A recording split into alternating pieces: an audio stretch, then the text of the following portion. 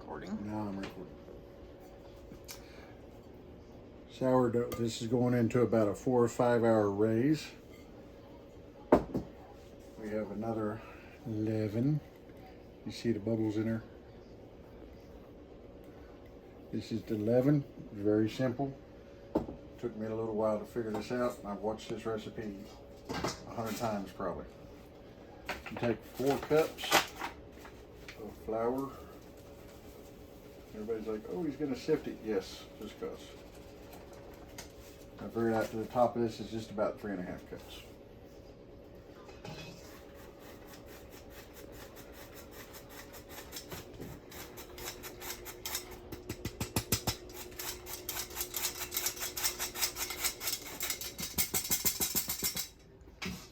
Alright, run out of flour on that one. Excuse me. Throw that away. We're using bread flour now because that's what the recipe calls for. I don't know what the big difference is between it and regular unbleached all-purpose flour is, because they say this is higher in protein. It don't say anything on the label about it being higher in protein, so you can't prove that. So then we're going to take this. Hang on a second. I'll bring you over here. Gotta look. Okay. Right about there. Come over. See? That ain't much in it.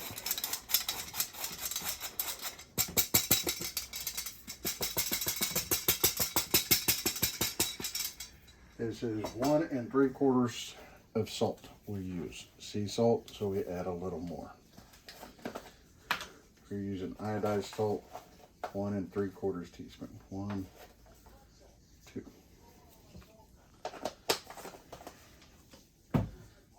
That. Mixy to all you bakers out there to, oh, you didn't mix the salt in there with the flour. You just watch somebody do something and say, I've done it different. Or you could be like part of the processing page we're part of and nobody ever does anything right and my way's the only way. Don't matter. I'll make our little pool in the flour. 1 1/4 cup of filtered water. The reason it has to be filtered is because the chlorine can kill this. I'm going to pull this out. I'm going to watch the magic pour. Now it calls for 1 cup. The way I do this comes out to be a little bit more than 1 cup, but it works and I don't waste any of it because we'll spatula it out like so. And we're just going to mix.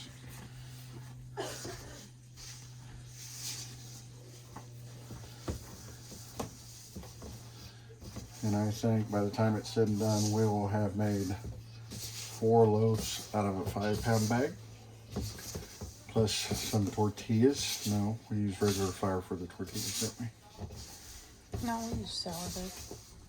What was sourdough started with? Was it bread flour or? Oh, I don't remember. Let's see that. Here's where we get dirty. Everybody's gonna be like, oh my God, he used his hands. Oh yes, you gotta make food with love. It's gotta be done with love. And all that extra little bit of stuff will be picked up as you do this. And it looks like a big ball of terrible mess right now, but trust me, it'll look like that other dough by the time it's said and done. It'll look like that.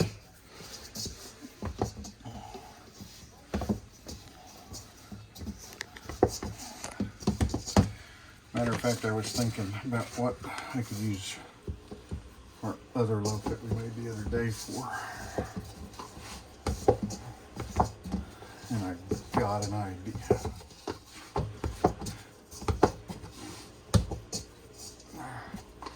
Now they say once that goes on, you see it picks up the stuff. So we're gonna go 1, 2, 3, 4, 5, 6, 7, 8, 16 times. 9, 10,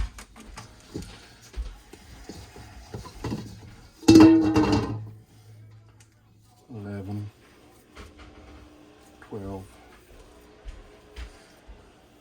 13, 14, 15, 16. We're going to put that there. I'm going to take this, cover it up. We're going to set a timer for 10 minutes. We'll see you in 10 minutes. After 10 minutes, looks like that, we're going to stretch, pull, stretch, pull, stretch, fold over, stretch, fold over, one more time, stretch, fold over. We're going to do that like 6 times every 10 minutes. So, we're going to set the timer again. We'll see after it smooths out a little bit. Action. Smooths out. No sticky. See?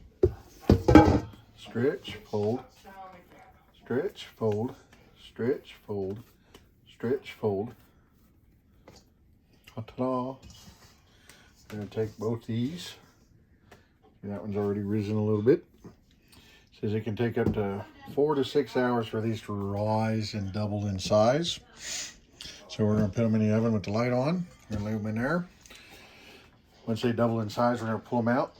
You're going to roll them into a ball. You're going to throw them back in here, cover them with, well, not exact, well, that one may stay there. This one will probably go on a calendar with a flour-toted towel. So it can rise the second time. We'll throw it in the fridge in anywhere between 12 and 24 hours. So anywhere between like 10, 11 o'clock tomorrow morning to 10, 11 o'clock tomorrow night, we can start baking them. I'll let you know how that goes. Have a nice night and thank you.